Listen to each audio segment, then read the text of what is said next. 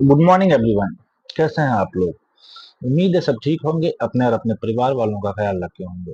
दोस्तों, वक्त है एक नई कहानी की, और आज की कहानी की शुरुआत जब भी हमारे देश में सबसे चर्चित हत्याकांड की जब चर्चा होती है तो वहां तंदूर कांड का जिक्र जरूर होता है।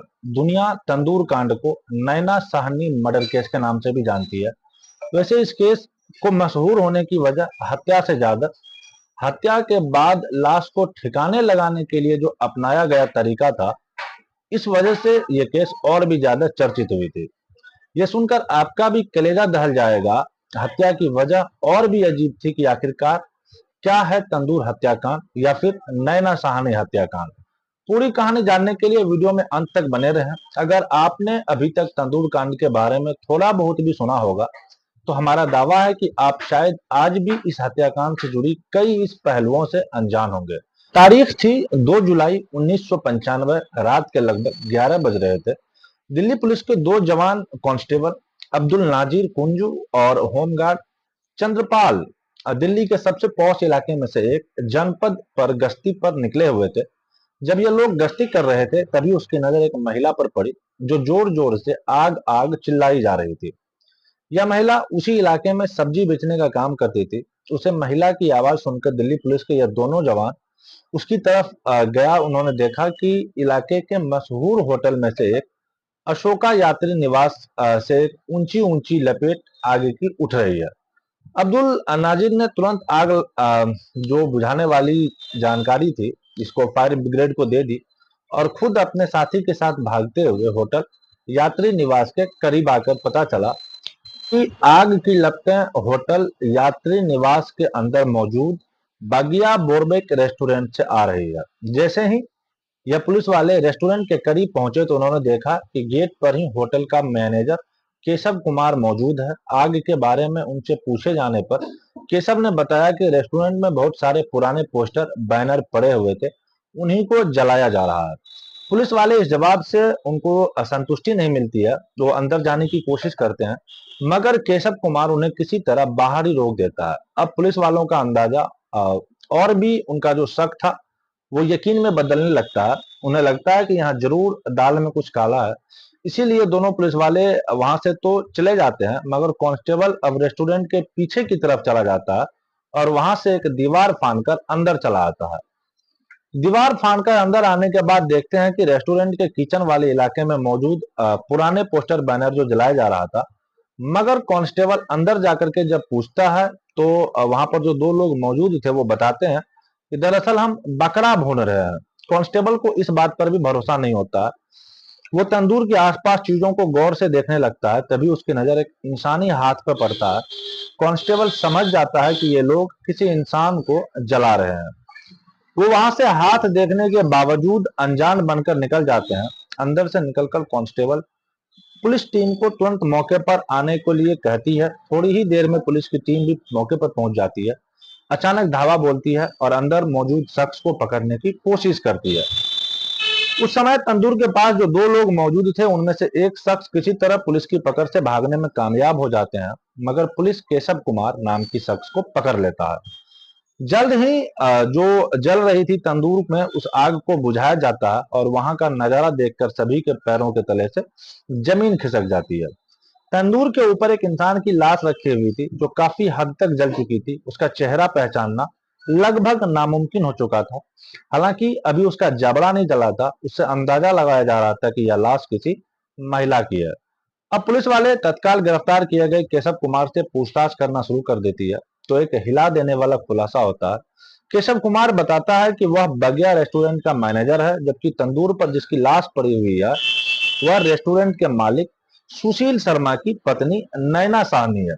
जो पुलिस मौके से फरार हुआ शख्स के बारे में जब पूछती है तो केशव बताता है कि फरार हुआ व्यक्ति कोई और नहीं बल्कि खुद सुशील शर्मा के बारे में जब छानबीन की जाती है तो पता चलता है कि सुशील शर्मा कोई मामूली आदमी नहीं है, बल्कि दिल्ली की राजनीति में उभरता हुआ एक बड़ा चेहरा है। दरअसल सुशील शर्मा कांग्रेस पार्टी से जुड़ा हुआ था और उस घटना के समय वह दिल्ली यूथ कांग्रेस का अध्यक्ष भी था।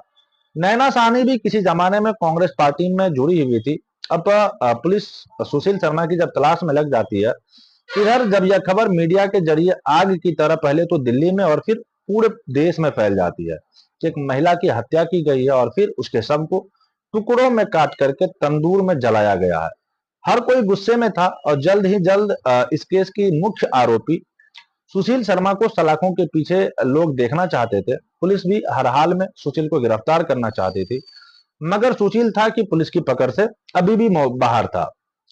सुशील को फरार हुए लगभग एक हफ्ते से ज्यादा हो गया था। पुलिस अब तक उसे ढूंढ नहीं पाई थी।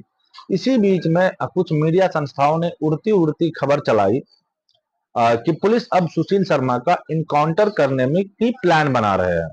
इसी के बाद अचानक से 10 जुलाई 1995 को दिल्ली पुलिस सुशील शर्मा को बेंगलुरु से गिरफ्तार करती है। कुछ लोग दावा करते हैं कि इनकाउंटर की तैयारी की अफवाह के बाद सुशील ने डर के मारे खुद ही सरेंडर कर दिया था।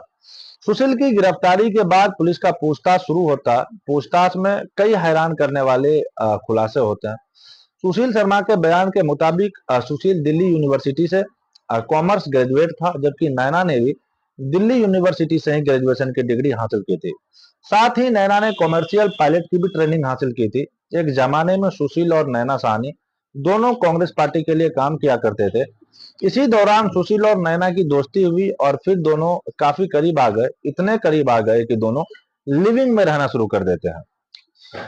उसके बाद सुशील के मुताबिक नैना साहनी रिलेशनशिप में आने के बाद पॉलिटिक्स से काफी हद तक दूर हो गई और जो कॉमर्शियल पायलट का अपना करियर बनाने की कोशिश में वो आगे लग गए। उधर सुशील कुमार राजनीति में आगे बढ़ते गए। दोनों कुछ समय बाद मंदिर मार्ग के एक अपार्टमेंट में बतौर पति पत्नी रहने लगते हैं साथ में। हालांकि कुछ मीडिया रिपोर्ट्स के मुताबिक इन दोनों ने कभी शादी ही नहीं की थी, जबकि कुछ दावे किए जाते हैं कि सुशील और नैना ने गुपचुप तरीके से शादी कर ली थी, मगर दुनिया के सामने उसे उजागर नहीं किया गया था।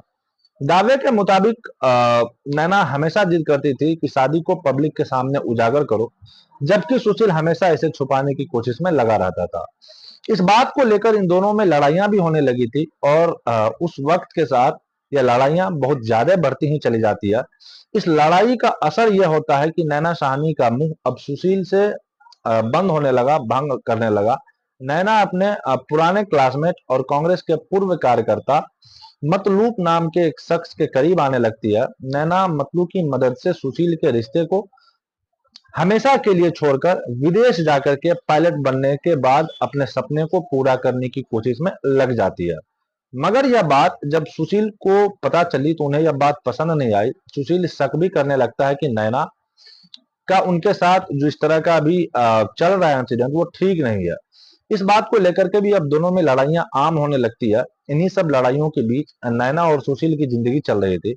मगर 2 जुलाई 1995 की रात सब कुछ हमेशा के लिए बदल जाता है। जब रात में सुशील शर्मा अपने काम से छुटकारा पाकर अपने फ्लैट पर वापस आता है कि नैना की हाथ से एक विस्की का गिलास एक ले लिया जाए तथा वो फोन पर किसी से बात कर रही थी। सुशील को देखते हैं विस्की का गिलास उसकी तरफ बहाती है, मगर सुशील गिलास लेने से मना कर देता है और पूछता है कि तुम किससे बात कर रही हो। इस पर नैना कहती है कि मैं अपने परिवार में किसी से बात कर रही हूँ। इतना कहने के बाद नैना फोन रखकर दूसरे कमरे में चली जाती है। नैना के कमरे में जाते ही सुशील फोन के पास आता है और तुरंत नंबर रीडायल करता है। दूसरी तरफ फोन की घंटी बजते ही एक इंसान फोन उठाता है और हेलो कहता है।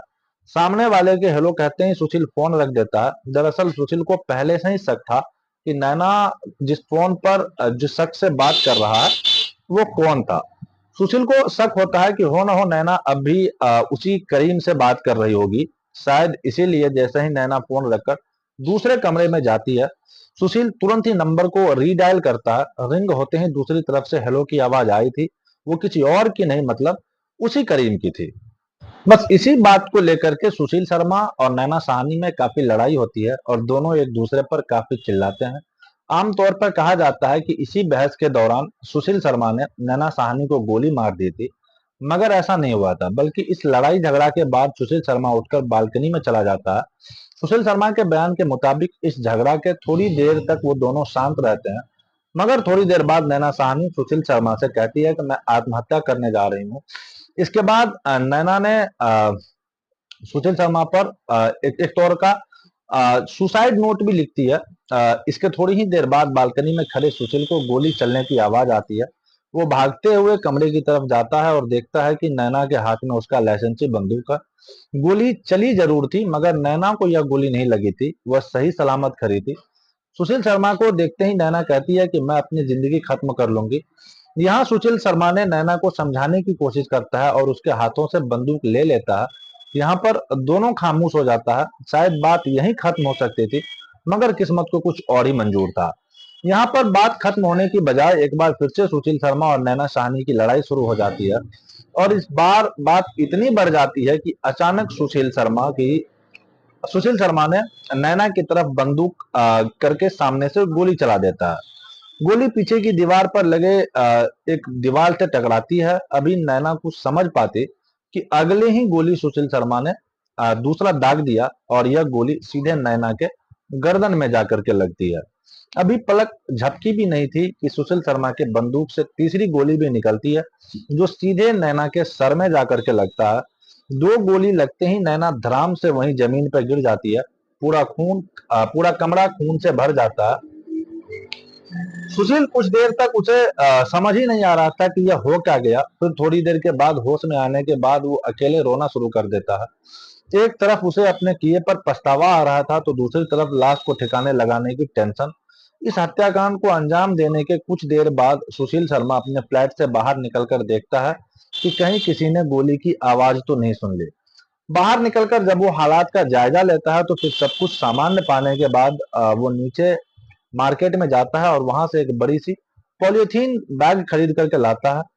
पहले बड़ी सावधानी से नैना की लाश को पॉलीथीन बैग में डाला जाता है, फिर उसे बेडशीट में लपेटकर अलग रख देता है और फिर कमरे के खून को बड़ी सावधानी से साफ करता है। इसके अलावा सुशील थोड़ी देर पहले नैना के द्वारा लिखी गई सुसाइड नोट को ढूंढ कर फाड़ता है। हालांकि बाद में पुलिस इस फटे हुए सुसाइड नोट को बरामद कर लेती है। सुसाइड नोट के अंत में नैना ने लिखा था कि मेरी इच्छा है कि मेरी अंतिम क्रिया सुशील ही करे। खैर, पूरे कमरे की अच्छे से सफाई करने के बाद सुशील पहले अपनी जो कमरे के जो ठीक ठाक अपने दरवाजे के करीब लाकर रखता है उस लाश को, और इसके बाद कमरे से नैना की लाश को वो उठाने की कोशिश करता है। मगर वजनी लाश को सुशील अकेले नहीं उठा पाता है और फिर रात के अंधेरे में लाश को घसीटकर किसी तरह अपनी मारुति 800 के करीब लाता है और पीछे डिग्गी में लाश को रख करके वहां से निकल जाता है। लाश को लेकर सुशील निकल तो गया था, मगर उसे कुछ समझ नहीं आ रहा था कि लाश का क्या किया जाए। इसी के बाद वो काफी देर तक इधर उधर चक्कर काटता रहा। फिर थोड़ी देर बाद उसे एक आइडिया आता कि क्यों ना इस लाश को नदी में फेंक दिया जाए। इसी के बाद वो लाश को लेकर दिल्ली के आईटीओ पुल के पास चला जाता है। प्लान था कि आईटीओ पुल से लाश को नीचे नदी में फेंक देंगे, मगर जिस वक्त वो वहां गया था पुल पर बहुत ज्यादा चहल पहल थी। अब इतनी चहल पहल के बीच अगर वो लाशों को गाड़ी से निकालता है तो शायद वो पकड़ा जाएगा।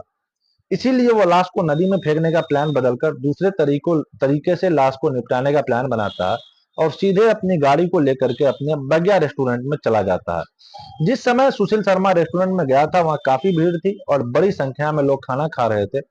सुशील रेस्टोरेंट के बाहर अपनी गाड़ी खड़ा करता है और तुरंत अपने मैनेजर केशव कुमार को बुलाता है और उससे कहता है कि जितनी जल्दी हो सके रेस्टोरेंट को खाली करवाओ। जो ग्राहक बैठे हैं उन्हें कह दो कि खाना खत्म हो गया है और जितना भी स्टाफ है उन्हें आज बाहर खाने के लिए कह दो। इस पर केशव कुमार जवाब देते हैं कि अभी तो बहुत खाना बचा हुआ है और काफी लोग आराम से खा सकते हैं। इस पर सुशील शर्मा कहता है कि मैं जो कह रहा हूँ जल्दी से करो, बड़ी मुसीबत हो गई है। सुशील की बातें सुनकर केशव कुमार तुरंत रेस्टोरेंट को खाली करवाने में लग जाते हैं और फिर जल्दी जल्दी कस्टमर को वहां से भेज दिया जाता है। स्टाफ को बाहर खाना खाने के लिए 25-25 250 रुपये देकर उन्हें भेज दिया जाता है। 25 स्टाफ थे और अब रेस्टोरेंट में सिर्फ सुशील शर्मा और केशव कुमार बचा था। अब सुशील अपने मैनेजर केशव को बताता है कि मुझसे बड़ी गलती हो गई है, मैंने अपनी पत्नी की हत्या कर दी है। अब उसकी लाश को ठिकाने लगाने में तुम्हारी मदद चाहिए। पहले तो केशव कुमार सुशील का साथ देने से मना कर देता है, मगर सुशील किसी तरह केशव को अपने साथ रखने के लिए मना लेता है। इसी के बाद एक खौफनाक खेल की शुरुआत होती है। अभी अभी रेस्टोरेंट में तंदूरी रोटी बनी थी, इसी कारण तंदूर जल रही थी। यह दोनों बड़ी सावधानी से गाड़ी से नैना का शव उतार कर लौटते हैं, निकल लेकर आते हैं। दोनों ने मिलकर उसके शव को तंदूर के ऊपर रख दिया। लाश यूं ही पड़ी रहती है क्योंकि तंदूर की मामूली आग उसे जला नहीं पाती है। इसके बाद सुशील केशव से अंदर पड़े रद्दी पेपर, जो भी पुराने पोस्टर वगैरह थे, तंदूर में डालने के लिए कहता है ताकि आग की लपटों को और भड़काया जा सके। इसी के बाद केशव अंदर जाता है और पुराने कागज लेकर के आता है, जिसकी मदद से आग थोड़ी भटकती है और सब जलना भी शुरू हो जाता है। मगर यह आग कितनी इतनी तेज नहीं थी कि नैना के सबको पूरी तरह से जला सके। जब एक बार फिर से आग धीमी पड़ जाती है तो अब सुशील किचन में रखा बटर लाने के लिए केशव को भेजता है। अब तंदूर में जैसे ही बटर का पैकेट डाला जाता है तो आग भड़क जाती है और एक के बाद एक 4 बटर के पैकेट डाल दिए जाते हैं और ग्लास बड़ी आसानी से जलने लगती है। आग को और भड़काने के लिए बटर के साथ साथ और भी जितने भी पुराने रद्दी पेपर तंदूर में डाले गए थे, इन सब का प्लान कामयाब होने लगता है और नैना का शव धीरे धीरे जलकर खत्म होने लगता है। इन सब के बीच यह लोग ध्यान नहीं देते हैं कि आग इतनी ज्यादा भड़क गई थी कि आग की लपटें रेस्टोरेंट के बाहर तक जा रही थी। और वैसे आग के बारे में एक पुलिस वाले को कोई जानकारी दे देता है और फिर इस मामले का पूरा खुलासा होता है। सुशील कुमार ने अपने पूरे बयान में अपनी एक पूरी कहानी सुनाई थी। बाकी पुलिस के आने के बाद की कहानी मैंने आपको शुरू में सुना ही दिया था। बाकी आई होप कहानी आपको पसंद आई होगी। कहानी अगर पसंद आया हो तो वीडियो को लाइक जरूर कीजिएगा और चैनल पे अगर नए हैं तो जाते जाते चैनल को सब्सक्राइब कर बेल आइकन जरूर प्रेस कर दीजिएगा। मिलते हैं इसी तरह की किसी और कहानी में किसी नए फैक्ट के साथ। तब तक के लिए अलविदा लेना चाहते हैं। जय हिंद, जय भारत।